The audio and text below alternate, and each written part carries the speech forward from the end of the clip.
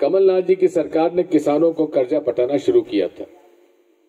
15 साल से भाजपा ने किसानों का कर्जा एक पैसा माफ नहीं किया था, लेकिन कमलनाथ जी ने वादा पूरा करने के लिए पहले जितने ओवरड्यू किसान थे उनके 2-2 लाख वापस किए, कर्जा खत्म किया, फिर 50,000 का किया, फिर 1 लाख का किया और फिर 1.5 लाख का करने वाले थे।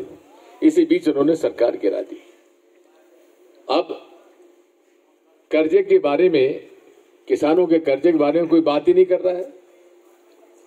सिंधिया जी खुद कहते थे कर्जा माफ नहीं होगा तो मैं सड़कों पे उतरूंगा।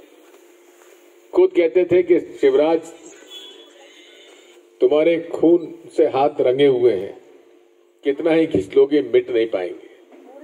आज वही भाजपा के साथ चल पड़े। किसको उम्मीद थी कि शिवराज, ये सिंधिया जी जैसे राजनेता जिनको कांग्रेस पार्टी ने सब कुछ दिया, उनके पिताजी को सब कुछ दिया, वो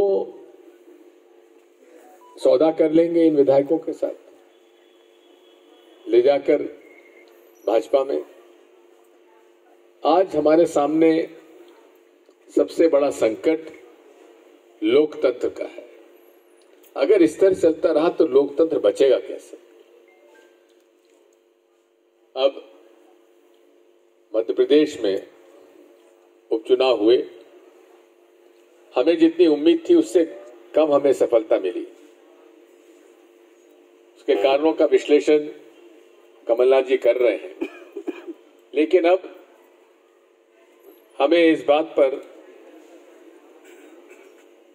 देखना है कि कैसे हम लोग अब नए कांग्रेस का निर्माण करें, नए लोगों को मौका दें। नगर पालिका चुनाव आने वाले हैं। मैं तो जिला कांग्रेस अध्यक्ष जी से कहूंगा कि इस बार पूरे विधानसभा में और विशेषकर जहां जहां पंचायतों के, नगर पंचायत और नगर पालिका के चुनाव हैं दमों में, वहां नई पीढ़ी को मौका दो और नई पीढ़ी को मौका देकर जज्बाती जो कि कांग्रेस से जुड़ा हुआ है उसे आगे आने का अवसर दो।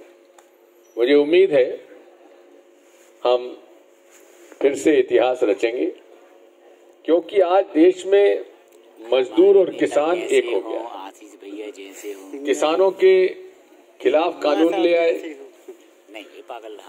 यदि मोदी जी किसानों के संगठन से चर्चा कर ले तो ये स्थिति नहीं बनती। आगे कभी आने का प्रयास ही नहीं। ट्रेड यूनियन मूवमेंट खत्म किया जा रहा है, उनके खिलाफ भी कानून ले आए। पूरे तरीके से गरीबों का अहित हो रहा है। पूरे तरीके से बड़े बड़े कॉरपोरेट सेक्टर को आज मौका दिया जा रहा है। गरीब गरीब होता जा रहा है, अमीर अमीर होता जा रहा है और पूरे तरीके से अर्थव्यवस्था बिगड़ती जा रही है।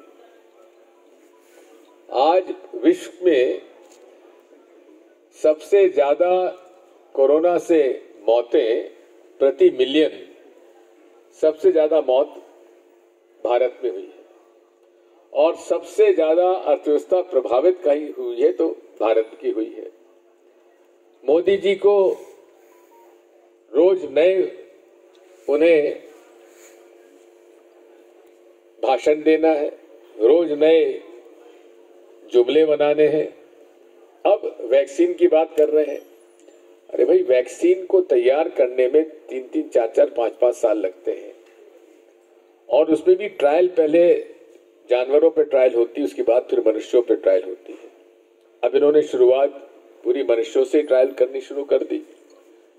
अब ये सारी बातों पर ध्यान देने की आवश्यकता है, क्योंकि ये मर्ज जो है, ये बीमारी खतरनाक है और किस पर क्या प्रभाव पड़ेगा कह नहीं सकते। इसलिए सबको एहतियात बरतना चाहिए, मास्क लगाना चाहिए और किसी को भी अगर बुखार आता है, किसी को भी अगर सर दर्द होता है, हाथ पांव में दर्द होता है, सांस लेने में तकलीफ होती, तत्काल उसे अपना टेस्ट कराना चाहिए और टेस्ट कराने के बाद अगर पॉजिटिव आता है तो उसमें तत्काल उस पर उसको अस्पताल में भर्ती होकर उसके सीटी स्कैन, लंग्स और हार्ट के उसके चेस्ट के कराना चाहिए।